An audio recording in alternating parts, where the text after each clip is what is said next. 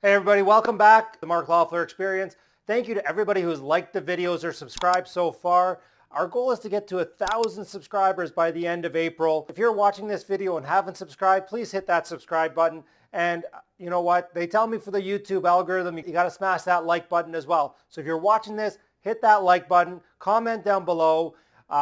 This is one of the questions that somebody brought up and one of the comments that somebody brought up that they'd like to see in the video. So this is what I'm working towards, guys. You guys tell me what you want and I will deliver. All right, so today we're going to talk about getting started and figuring out an area. So where are we going to go and where are we going to invest?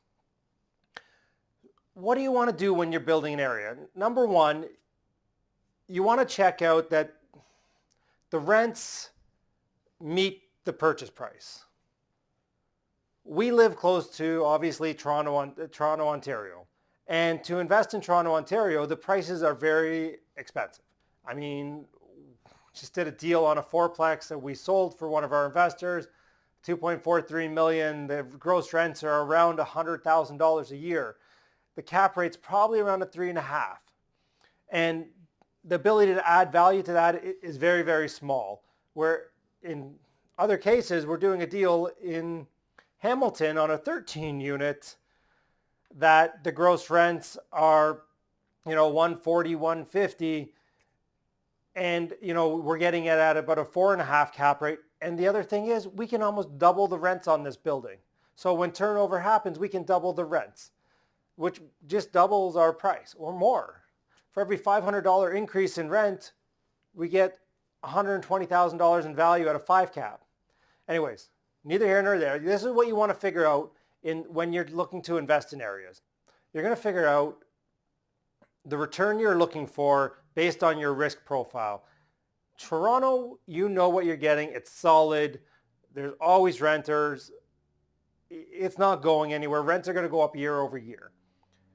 Hamilton, well, it's kind of just in its reemergence, I would say, especially some of the areas. This one's on the mountain, which is nicer, yet I think there's more room to grow.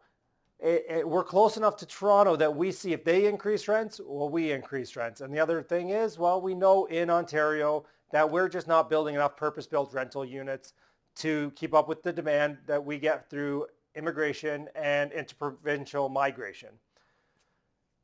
So again, this is why I invest there. So, and yet, if I'm going to go to a new area, what do I do? So I am looking at a couple areas right now that I'm looking to invest in to diversify, because 99% of my portfolio is in Hamilton at the moment. I'm looking down to the US right now because I think it gives us more opportunity. One of the areas I'm looking in right now is Tampa Bay. And the first thing I do down there is I start to build my team. So who's on my team down there, guys? I'm looking for a realtor who knows multifamily buildings. I'm looking for property managers, lenders, contractors, that type of thing, insurance, accountants down there, lawyers down there who can help me set up the structure that I need to be able to purchase down there. Other thing I do while I'm down there is I try to network with other investors who are doing the deals that I'm doing. I want to learn from them to be able to grow and to work. I want to see what's working for them down there. I'm going to go look at their buildings and see if my model that works here for me is going to work down there. My model is simply, I make condo style units. I put dishwashers and I put laundry in. I make a better than average product so I can get a better than average tenant. And so far that's working for me. Even in the COVID-19 crisis, they're all paying their rent so far.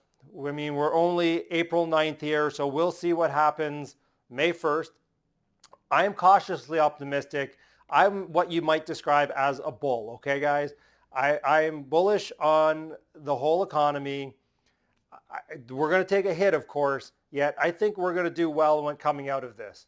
Number 3 is Groundwork. You're going to go and you're going to walk buildings with these people. You're going to go, if you're doing it during COVID-19 and you can't fly down to Tampa, you're going to go on Google Street View and go around the streets that of properties that are listed. You're going to go and you're going to go rent mapper. You're going to see what the rents are in different areas. Is this getting the highest rent in the areas? Is it getting the lowest? I know that in Florida that after you have your term comes up, you can raise the rent to whatever you want. So I have a tenant, he's paying $1,000 a month and market rents have gone up, or I can renovate it. I can say, okay, great. Well, the new market rent is going to be $1,500. You can pay that, or you can find somewhere else and I can renovate that and go get $1,500. Right? And this is what I mean by groundwork. So I'm always, I like value add. I don't want to buy something and just basically sit on it and cash flow. I've looked at some stuff where you're going to get 8 or 9% cap, yet I don't think we're ever going to get, and by the way, when I talk about cap, I talk about capitalization rate. You can go on Investopedia and learn about cap rates. I'm not the type of guy that just wants to sit on an 8 or a 9 cap rate. I want to add value.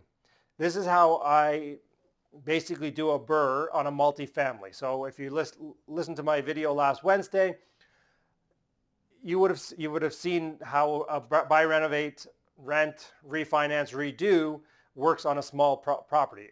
I'll go through the numbers on a bigger building. I mean, I can do it on any building you want. I'll do it on the 30 unit that I'm going to buy and I'm going to close in July. So do the groundwork. Go street to street. You got to know the rents. You want to know what things are selling for. You want to look at past sales and last bit. Same thing, right? You guys want to know your value, feet on the street. So if you're not going down there, who is down there for you? Is your property manager? I mean, I can still buy stuff without ever seeing it, guys. I can send somebody I trust in to go look at it. I can get a building condition report. You can get your environmental or your appraisal. You can do that all from afar.